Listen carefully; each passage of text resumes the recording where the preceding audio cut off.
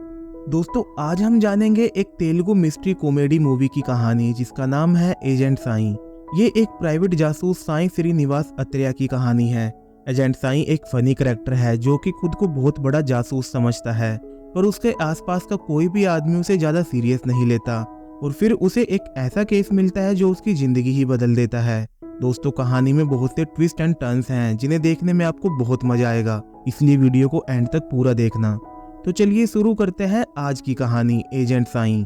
कहानी की शुरुआत एजेंट साईं श्रीनिवास और उसकी असिस्टेंट स्नेहा को दिखाते हुए होती है। श्रीनिवास FBI नाम से एक जासूसी कंपनी चलाता है और वो बार बार जासूसी की मूवीज को देखकर जासूसी की बारीकियों को समझ रहा था, और कुछ मूवीज को तो वो इतनी बार देख चुका था कि उसे उन मूवीज की स्टोरी तक याद हो चुकी थी। और वो अपनी असिस्टेंट स्नेहा को भी एक अच्छा जासूस बनने के लिए इन मूवीज को देखने के लिए कहता है। तभी श्रीनिवास के पास एक कॉल आता है, जिसके बाद वो बहुत ही ज्यादा खुश हो जाता है और नाचते हुए स्नेहा को बताता है कि नल्लोर गांधी स्टैचू के पास कोई मर गया है और इन्हें पता लगाना है कि ये मर्डर है या फिर सुसाइड। और उसके नाचने और खुशी को देखकर हम अंदाजा लगा सकते हैं कि श्रीनिवास को ज्यादा केस नहीं मिलते। खैर, इसके बाद श्रीनिवास और स्नेहा क्राइम स्पॉट पर पहुंच जाते हैं और श्रीनिवास लाश के आसपास की चीजों को देखकर बता देता है कि ये एक मर्डर है, क्योंकि घर का सारा सामान जिस हिसाब से रखा हुआ था उसे देखकर साफ पता लग रहा था कि मरने वाली लड़की लेफ्ट हैंडेड थी, लेकिन उसने खुद को गोली राइट हैंड से मारी थी, जिसे देखकर ये साफ पता चल रहा था कि किसी ने इस लड़की को मारने के बाद इसके हाथ में गन रखी थी। तभी यहाँ पर पुलिस इंस्पेक्टर आ जाता है और हमें पता चलता है कि श्रीनिवास को यहाँ पर किसी ने केस के लिए नहीं बुलाया था, बल्कि वो बिना बुलाए ही यहाँ पर आया था ताकि उसे कोई केस मिल सके, लेकिन पुलिस वाला उसे यहाँ से भगा देता है। फिर स्नेहा और श्रीनिवास यहाँ से निकल जाते हैं और स्नेहा पूरे रास्ते उसका मजाक उड़ाती रहती है। अगले दिन श्रीनिवास के ऑफिस में उसका एक पुराना दोस्त सुरेश आता है, जो कि एक क्राइम रिपोर्टर होता है और वो फिलहाल एक केस पर काम कर रहा है। वो श्रीनिवास से कहता है कि उनके शहर में रेलवे ट्रैक के पास हर सप्ताह 5 से 6 डेड बॉडीज मिलती हैं और इन लाशों को कोई पहचान नहीं पाता और ना ही ये लाशें मिसिंग लोगों से मैच करती हैं, और पुलिस भी इस बात का पता नहीं लगा पाती कि ये मर्डर है या फिर सुसाइड। इसलिए वो लोग इन केसेस को सुसाइड का नाम देकर बंद कर देते हैं, क्योंकि उन्हें लगता है कि इन लोगों की डेथ चलती ट्रेन से गिरने की वजह से होती होगी। लेकिन सुरेश को ऐसा नहीं लगता था और वो इस केस को सुलझाना चाहता था और इसके लिए वो श्रीनिवास से मदद मांगता है, और श्रीनिवास के पास भी इस वक्त कोई केस तो था नहीं, जिसकी वजह से वो उसकी मदद करने के लिए मान जाता है। अगले दिन उसके पास सुरेश का कॉल आता है, जो कि उसे बताता है कि पुलिस वालों को रेलवे ट्रैक के पास एक लाश मिली है। इसके बाद वो फौरन लाश वाली जगह पर पहुंच जाता है। रेलवे ट्रैक के पास उसे इमरान कार रेंटल एजेंसी की एक कार खड़ी हुई दिखाई देती है और फिर वो लाश की जांच करने लग जाता है। तभी वहां पर पुलिस वाले पहुंच जाते हैं और लाश के पास श्रीनिवास को देखकर उन्हें लगता है कि इस आदमी को श्रीनिवास ने ही मारा होगा, और श्रीनिवास उन्हें समझाने की बहुत कोशिश करता है कि वो एक डिटेक्टिव है, लेकिन पुलिस वाले उसकी कोई बात नहीं सुनते और वो लोग उसे जेल में डाल देते हैं। इसके बाद सुरेश और स्नेहा उसे छुड़ाने के लिए थाने आते हैं, लेकिन पुलिस वाला उनकी बात भी नहीं सुनता और उन्हें कोर्ट से बेल लेने के लिए कहता है। लेकिन आज कोर्ट की छुट्टी थी, जिसकी वजह से श्रीनिवास को एक रात के लिए जेल में रहना पड़ता है। लेकिन श्रीनिवास को इसकी कोई चिंता नहीं थी, वो तो जेल में भी अपनी दुकान चलाने में लगा हुआ था और बाकी कैदियों को सजा से बचने के रास्ते बता रहा था। अब आधी रात के समय जेल में एक कैदी को लाया जाता है और वो आदमी चुपचाप जेल के एक कोने में बैठकर रोने लगता है और श्रीनिवास उससे बात करने लगता है, लेकिन वो आदमी उसकी किसी भी बात को कोई जवाब नहीं देता। लेकिन जैसे ही श्रीनिवास उठकर वहां से जाने लगता है तो वो आदमी अपनी बेटी दिव्या का नाम लेकर रोने लगता है और बताता है कि मेरा नाम मारुति राव है और इस महीने की 18 तारीख को मेरी बेटी दिव्या किसी काम के सिलसिले में ओंगल गई थी और उस रात करीब 10 बजे दिव्या ने मुझे फोन किया और कहा कि पापा मुझे डर लग रहा है, वो लोग मुझे नहीं छोड़ेंगे। और फिर अचानक ही उसका फोन कट गया, जिसकी वजह से मुझे उसकी चिंता होने लगी और मैं फौरन अपने कुछ दोस्तों को लेकर ओंगल के पुलिस थाने में पहुंच गया, जहां पर मुझे पता चला कि मेरी बेटी की मृत्यु हो चुकी है। और पुलिस वालों का कहना था कि दिव्या ने किसी लड़के के चक्कर में सुसाइड किया है, लेकिन दिव्या की लाश को देखकर साफ पता चल रहा था कि किसी ने उसका रेप करने के बाद उसे मारा है। दिव्या के फोन पर मुझे कॉल करने से पहले 3 अलग अलग नंबर से कॉल आए हुए थे, जिन्हें देखकर मुझे शक हुआ और मैंने इसकी जानकारी पुलिस को दी और एक पुलिस वाले ने जांच करने के बहाने मुझसे दिव्या का फोन ले लिया और कल आने को कहा। लेकिन जब अगले दिन मैं थाने में गया तो वो पुलिस वाला इस बात से साफ साफ मुकर गया कि मैंने उसे कोई फोन दिया था, और फिर पुलिस वालों ने मुझे एक झूठे केस में फंसाकर अंदर कर दिया। इसके बाद मारुति राव उसे दिव्या की फोटो दिखाता है और वो तीनों नंबर भी उसे दे देता है और कहता है कि पुलिस वाले कल उसे दूसरी जेल में शिफ्ट करने वाले हैं। अब पूरी रात श्रीनिवास मारुति राव और उसकी बेटी के बारे में सोचता रहता है और फैसला करता है कि वो दिव्या को इंसाफ जरूर दिलवाएगा। अगले दिन श्रीनिवास को बेल मिल जाती है और वो अपने ऑफिस में वापस आ जाता है। वो अभी भी मारुति राव और उसकी बेटी दिव्या के बारे में सोच रहा था। फिर वो इस केस के बारे में स्नेहा को बताता है और उसे उन 3 नंबर की डिटेल निकालने के लिए कहता है जो कि उसे मारुति राव ने दिए थे। फिर स्नेहा इन नंबर की मदद से उनके ओनर की सारी डिटेल निकाल लेती है। इनमें से पहला नंबर अजय नाम के एक लड़के का था, दूसरा नंबर हर्षा नाम के एक लड़के का और तीसरा नंबर वसुधा नाम की एक लड़की का था। और यहाँ पर हैरानी की बात यह थी कि डाटाबेस में वसुधा की फोटो नहीं थी। इसके बाद सबसे पहले श्रीनिवास एक कोरियर बॉय बनकर अजय के घर पर जाता है, जहाँ पर उसे अजय की बीवी मिलती है और श्रीनिवास उससे कहता है कि अजय सर का 18 तारीख को एक कोरियर आया था, लेकिन उस दिन वो घर पर नहीं थे। जिस पर अजय की बीवी उसे बताती है कि 18 तारीख को वो किसी काम से ओंगल गया हुआ था। और फिर वो हर्षा के घर पर जाता है और सेम ट्रिक से उसे पता चलता है कि हर्षा भी उस दिन ओंगल में ही था। इसके बाद स्नेहा वसुधा के एड्रेस पर जाती है, लेकिन वसुधा अब उस घर को खाली कर चुकी थी और स्नेहा नए किराएदार से मकान मालिक का नंबर ले लेती है ताकि उन्हें वसुधा की कोई खबर मिल सके। लेकिन उस वक्त मकान मालिक का नंबर भी बंद आ रहा था। अब श्रीनिवास को इतना तो पता चल चुका था कि दिव्या के मर्डर की रात ये दोनों ओंगल में ही थे, लेकिन उसे अभी तक ये समझ में नहीं आया था कि ये दोनों आखिर ओंगल में करते क्या हैं। और इस बात का पता लगाने के लिए वो अजय और हर्षा का पीछा करने का प्लान बनाता है। अब अगले दिन स्नेहा हर्षा पर नजर रखने लगती है। हर्षा अपने घर से निकलकर सबसे पहले एक ग्रोसरी स्टोर पर जाता है, जहाँ पर एक आदमी उसे कुछ पेपर हैंडओवर करता है। फिर वो एक लड़के से मिलता है जो कि उसे उसी रेलवे ट्रैक के पास ले जाता है जहाँ पर श्रीनिवास को वो लाश मिली थी। दूसरी तरफ श्रीनिवास भी अजय का पीछा कर रहा था और अजय अपने घर से निकलकर सबसे पहले इमरान कार रेंटल एजेंसी में जाता है। ये वही एजेंसी है जिसकी कार श्रीनिवास ने रेलवे ट्रैक के पास खड़ी हुई देखी थी। फिर वो एक बैंक में जाता है। इसके बाद वो एक न्यूज वाले से मिलता है जो उसे कुछ पेपर हैंडओवर करता है। और फिर वो एक हॉस्पिटल में मुर्दा घर के गार्ड से मिलता है। और फिर फाइनली अजय और हर्षा एक आइसक्रीम पार्लर पर मिलते हैं और वहां पर उन दोनों में किसी बात को लेकर बहस होने लगती है और कुछ देर के बाद ये दोनों यहाँ से चले जाते हैं। अब इस सबसे श्रीनिवास को एक बात तो समझ में आ चुकी थी कि ये लोग रेलवे ट्रैक पर जो लाशें मिलती हैं उस केस से भी किसी न किसी तरीके से जुड़े हुए हैं, लेकिन अभी तक उसे ये समझ में नहीं आया था कि ये लोग आखिर ओंगल में करते क्या हैं। खैर इसके बाद श्रीनिवास और स्नेहा भी यहाँ से निकल जाते हैं और रास्ते में स्नेहा के मोबाइल पर वसुधा के मकान मालिक का कॉल आता है, लेकिन वो कहता है कि उसने आज तक अपना मकान किसी वसुधा नाम की लड़की को दिया ही नहीं, जिसे सुनकर श्रीनिवास परेशान हो जाता है और उसे यहाँ पर कुछ भी समझ में नहीं आ रहा था। तभी उसका ध्यान सड़क पर खड़ी एक लड़की पर जाता है और वो भागते हुए उस लड़की के पास चला जाता है। दोस्तों ये लड़की कोई और नहीं बल्कि दिव्या थी। जी हाँ दोस्तों,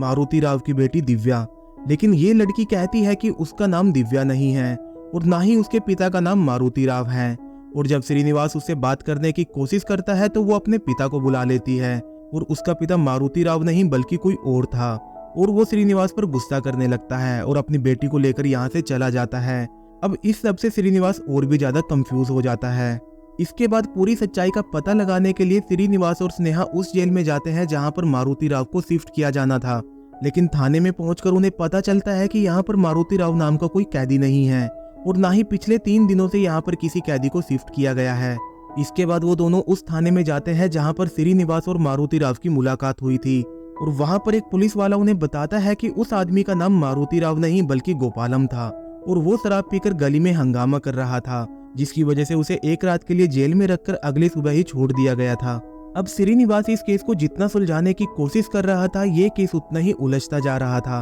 और उसे पूरा शक था कि पुलिस वाले उससे कुछ छुपा रहे हैं। तभी स्नेहा को याद आता है कि मारुति राव ने ओंगल थाने में अपनी बेटी के गुमशुदा होने की रिपोर्ट लिखवाई थी, इसलिए वो दोनों ओंगल के लिए निकल जाते हैं ताकि उन्हें मारुति राव के बारे में कोई खबर मिल सके। और वो ओंगल थाने में पहुंचकर दिव्या के बारे में पूछताछ करने लगते हैं, लेकिन पुलिस वाला उन्हें बताता है कि इस थाने में दिव्या के नाम से कोई रिपोर्ट ही रजिस्टर्ड नहीं है। और साथ ही उन्हें यहाँ पर यह भी पता चलता है कि 18 तारीख की रात जो लाश उन्हें मिली थी वो किसी लड़की की नहीं बल्कि एक लड़के की लाश थी। श्रीनिवास बहुत ज्यादा कंफ्यूजन में था, उसे कुछ भी समझ में नहीं आ रहा था कि कौन सच बोल रहा है और कौन झूठ। खैर इसके बाद ये दोनों यहाँ से निकल जाते हैं और रास्ते में एक ढाबे पर रुककर खाना खाने लगते हैं। तभी टीवी न्यूज से इन्हें पता चलता है कि किसी ने अजय की हत्या कर दी है और उसकी डेड बॉडी शहर के बाहर एक सुनसान जगह पर मिली है, जिसे सुनकर श्रीनिवास के होश उड़ जाते हैं और इससे पहले वो कुछ समझ पाता वहां पर पुलिस आ जाती है और अजय की हत्या के जुर्म में उसे अरेस्ट कर लिया जाता है,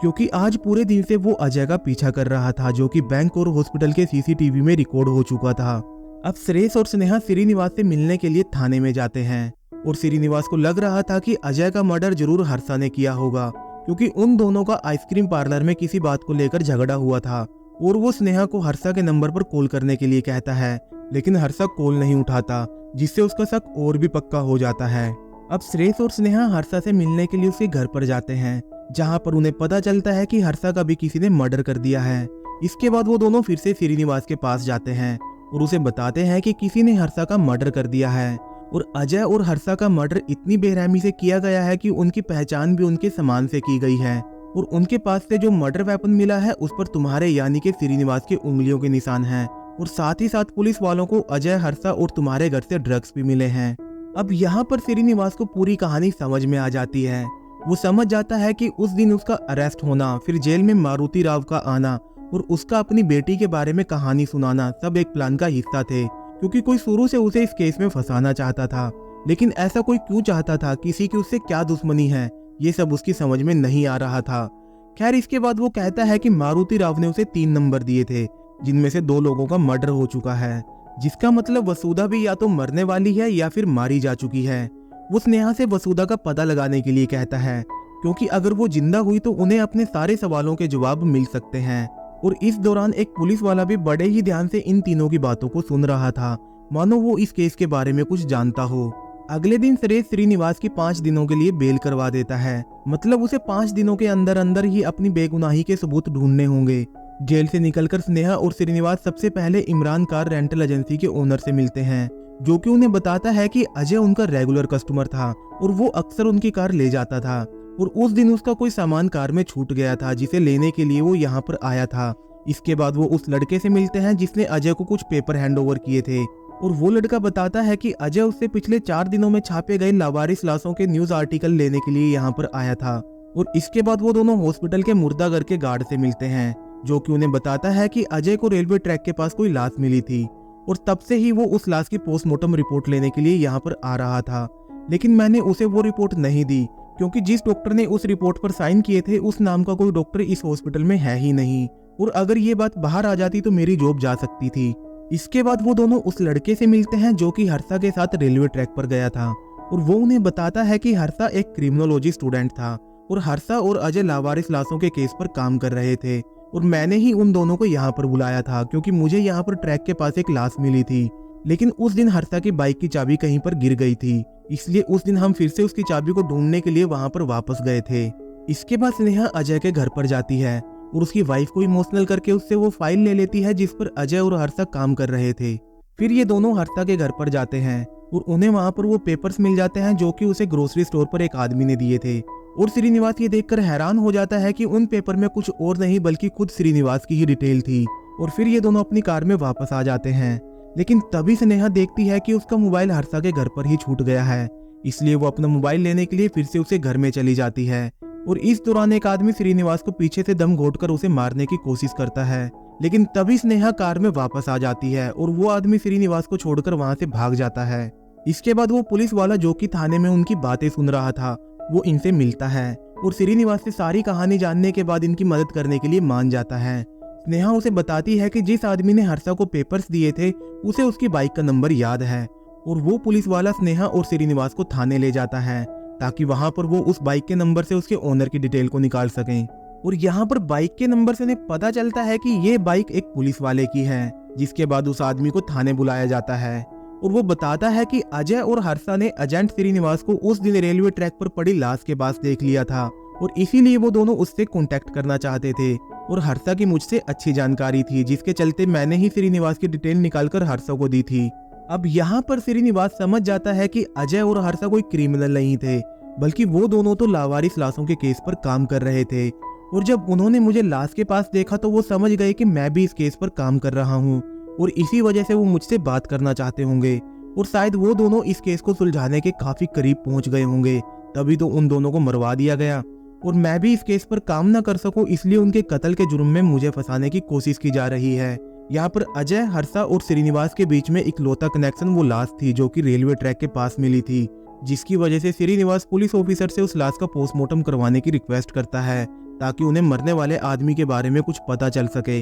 इसी दौरान पुलिस वालों को रेलवे ट्रैक के पास एक और लाश मिलती है जिसका चेहरा बुरी तरह से बिगड़ा हुआ था, और जब उस बॉडी की पहचान की जाती है तो ये वसुधा की बॉडी थी। और जैसे ही श्रीनिवास को ये बात पता चलती है उसे बहुत गुस्सा आता है, क्योंकि अगर वो लोग वसुधा को जिंदा ढूंढ लेते तो ये केस सुलझाना बहुत आसान हो जाता। खैर अगले दिन इन्हें उस लाश की ऑटोप्सी रिपोर्ट मिल जाती है जो कि रेलवे ट्रैक के पास मिली थी। लेकिन हैरानी की बात यह थी कि मरने वाले आदमी ने ना तो सुसाइड किया था और ना ही उसका मर्डर हुआ था, बल्कि उसकी डेथ किडनी फेलियर की वजह से हुई थी। मतलब ये एक नेचुरल डेथ थी, जिसे सुनकर श्रीनिवास और भी ज्यादा कंफ्यूज हो जाता है, क्योंकि अगर ये एक मर्डर नहीं था तो फिर उस लाश के पीछे इतना हंगामा क्यों हो रहा था। फिर पुलिस ऑफिसर लाश की फिंगरप्रिंट्स की मदद से उसकी डिटेल ढूंढने के लिए कहता है। इस दौरान हम एक आदमी को देखते हैं जो कि स्नेहा और श्रीनिवास पर नजर रख रहा था, और श्रीनिवास उसे देख लेता है, जिसके बाद उसे अरेस्ट कर लिया जाता है। लेकिन ये आदमी भी कोई क्रिमिनल नहीं बल्कि श्रीनिवास की तरह ही एक प्राइवेट डिटेक्टिव होता है,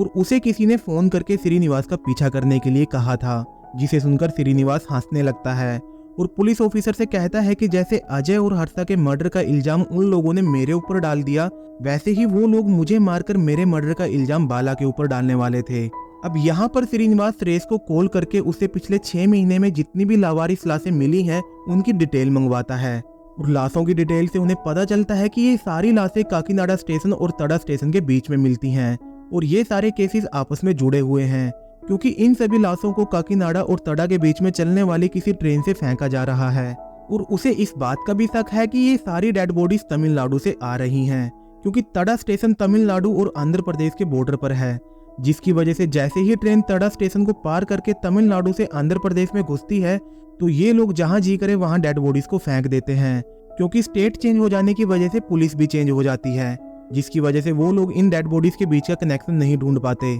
इसके बाद श्रीनिवास बाला को रात के 10 बजे के बाद तड़ा और काकीनाडा के बीच में चलने वाली सभी मालगाड़ी का पता लगाने के लिए कहता है, और बाला पता करके उसे बताता है कि हर सप्ताह एक मालगाड़ी रात के 11 बजे एक सुपरफास्ट ट्रेन को रास्ता देने के लिए आरंभकम स्टेशन पर 30 मिनट के लिए रुकती है, जिससे श्रीनिवास को ये बात क्लियर हो जाती है कि ये सभी लाशें आरंभकम स्टेशन से ही मालगाड़ी में चढ़ाई जाती हैं और फिर इन्हें आंध्र प्रदेश में एंटर होते ही नीचे फेंक दिया जाता है। लेकिन यहाँ पर सवाल ये था कि कोई इंसान नेचुरल डेथ से मरे हुए किसी भी इंसान की डेड बॉडीज को फेंकने के लिए इतनी मेहनत क्यों करेगा, और इस सवाल का जवाब ढूंढने के लिए ये लोग आरंभकम स्टेशन के लिए निकल जाते हैं। तभी पुलिस ऑफिसर के पास डॉक्टर का कॉल आता है, जो कि इन्हें बताता है कि रेलवे ट्रैक पर जो लाश मिली थी उसकी उंगलियों के निशान गुजरात में हुए एक मर्डर के सस्पेक्ट के साथ मिलते हैं, जिसे सुनकर ये सभी लोग हैरान हो जाते हैं। खैर इसके बाद ये लोग आरंभकम स्टेशन पर पहुंच जाते हैं, जहां पर श्रीनिवास को मारुति राव की फोटो लगी हुई मिलती है, और स्टेशन मास्टर इन्हें बताता है कि ये फोटो पिछले साल रेलवे स्टेशन पर हुए किसी प्रोग्राम के दौरान ली गई थी, और ये आदमी एक ड्रामा कंपनी का कलाकार है, और वो उन्हें मारुति राव का एड्रेस भी दे देता है। इसके बाद ये लोग मारुति राव के घर पर पहुंच जाते हैं, जहां पर मारुति राव इन्हें बताता है कि आज से करीब 3 साल पहले मेरे पास कोई काम नहीं था, और एक दिन मुझे एक काम मिला जिसमें हमें कुछ लाशें दी जाती थी जिन्हें हमें जंगल में जलाना होता था। लेकिन एक दिन फॉरेस्ट पुलिस ने हमें ऐसा करते हुए देख लिया, और ये बात उन लोगों को भी पता चल गई जो हमें काम देते थे, जिसके बाद हमने उनके कहने पर काम करने का तरीका बदल लिया। अब हमें लाशों को एक दूसरी वैन तक ले जाना होता था,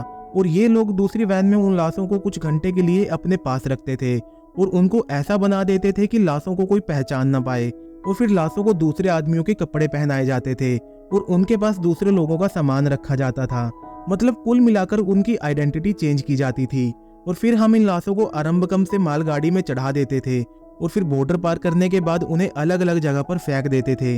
ये लाशें कहां से आती थी, क्यों आती थी और किसके कहने पर आती थी, मारुति राव को इसके बारे में कोई अंदाजा नहीं था। लेकिन एक दिन जब वो लाशों को लेने के लिए गए तो वो उन लोगों का पूरा गेम समझ गए। असल में हमारे हिंदू धर्म में एक मान्यता है कि अगर अंतिम संस्कार गंगा के काशी घाट पर हो तो आत्मा सीधे स्वर्ग में जाती है। लेकिन कुछ लोग इन मान्यताओं पर विश्वास तो करते हैं, लेकिन उनके पास इतने पैसे नहीं होते कि वो लाशों को काशी घाट पर ले जा सकें, और इसी बात का फायदा उठाकर ये लोग लाशों को काशी घाट पर ले जाने का नाटक करते हैं। लेकिन रास्ते में लाश की आइडेंटिटी को बदल कर ये लोग उन लाशों को ट्रेन से नीचे फेंक देते हैं, और इस बात का किसी को पता भी नहीं चलता, क्योंकि रेलवे का एक रूल होता है क्योंकि अगर उन्हें कोई लाश मिलती है और 72 घंटे तक कोई उसे क्लेम नहीं करता तो वो उस लाश को जला देते हैं, और इसी रूल का ये लोग फायदा उठा रहे थे। लेकिन अजय और हर्षा को इस पूरे केस के बारे में पता चल गया था, जिसकी वजह से उनका काम बिगड़ रहा था, और फिर उन्हीं लोगों ने मारुति राव को जेल में जाकर अपनी बेटी की हत्या का नाटक करने के लिए बोला था।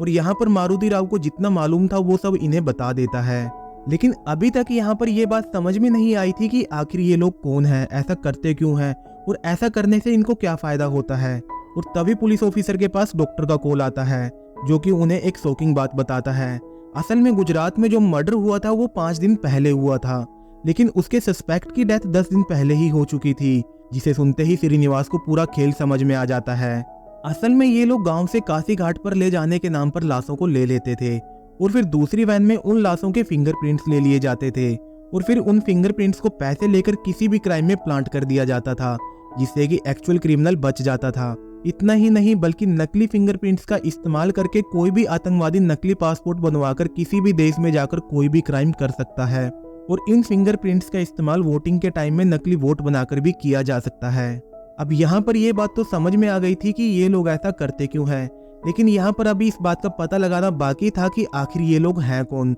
और इसी बात का पता लगाने के लिए अगले दिन पुलिस ऑफिसर और स्नेहा अजय और हर्षा के कॉलेज में जाते हैं, और वहां पर उन्हें पता चलता है कि अजय, हर्षा और वसुधा ये तीनों फ्रेंड्स थे, और इन लोगों ने कॉलेज में एक साथ एक प्रोजेक्ट पर काम किया था, जिसका नाम था रिलीजियस क्राइम इन इंडिया, मतलब रिलीजन के नाम पर होने वाले क्राइम। और स्नेहा को यहाँ पर उनके कुछ फोटोग्राफ्स भी मिलते हैं, जिन्हें लेकर वो श्रीनिवास के ऑफिस में पहुंच जाते हैं, और श्रीनिवास इन फोटो को देखते ही समझ जाता है कि वसुधा अभी जिंदा है, क्योंकि जिस लाश को उन्होंने वसुधा की लाश समझा था उसके हाथ में टैटू था, और उसके पिता ने बताया था कि ये टैटू उसने बचपन में बनवाया था। लेकिन फोटोग्राफ्स में वसुधा के हाथ पर कोई टैटू नहीं था, जिससे ये बात साफ हो जाती है कि इस पूरे गेम का मास्टरमाइंड कोई और नहीं बल्कि वसुधा और उसका पिता है। मतलब कॉलेज में जिस क्राइम के ऊपर इन तीनों दोस्तों ने प्रोजेक्ट बनाया था, वसुधा ने उसी क्राइम को अपना बिजनेस बना लिया। खैर, जो फाइल अजय की बीवी ने स्नेहा को दी थी उसमें उन्हें एक माता का ताबीज मिलता है, जिसे ये लोग लाश को उठाने से पहले उसके हाथ में बांधते थे।